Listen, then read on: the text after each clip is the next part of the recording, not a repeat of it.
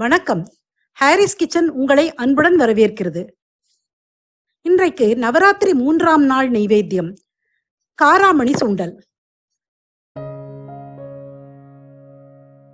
இதுக்கு தேவையான பொருட்கள் என்னென்னு பார்ப்போம்.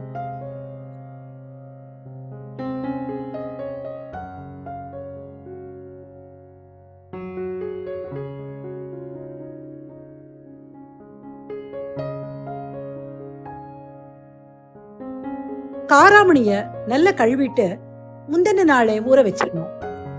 ஊற வச்ச காராமணிய அடுத்த நாள் பிரஷர் குக்கர்ல போட்டு தேவையான அளவு தண்ணி சேர்த்து மஞ்சள் பொடி உப்பு சேர்த்து நல்ல 4-5 விசில் விட்டு வேக வச்சு எடுத்து வச்சுக்கணும்.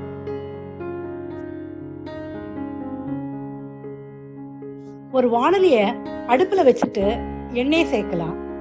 எண்ணெய் காஞ்சதுக்கு அப்புறம் அதுல கடுகு, உளுத்தம்பருப்பு, காஞ்ச மிளகாய், பெருங்காயம், கருவேப்பிலை இதெல்லாம் சேர்த்து முதல்ல தாளிச்சுக்கணும்.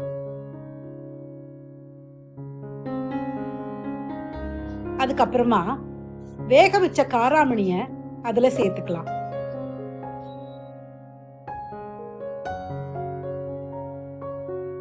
உப்பையும் அதுல சேர்த்துட்டு நல்லா கலந்து விட்டுக்கணும். நம்ம சுண்டலுக்கு தயார் செஞ்சு வச்சிருக்கிற பொடிய அதுக்கு அடுத்தது அதுல கலந்துக்கணும்.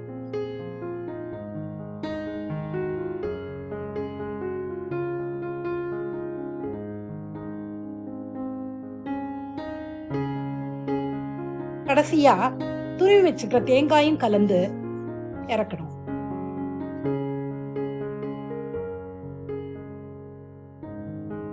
இப்போ சுவையான காராமணி சுண்டல் தயாராயிடுச்சு.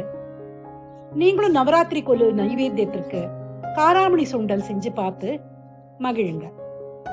நன்றி, வணக்கம்.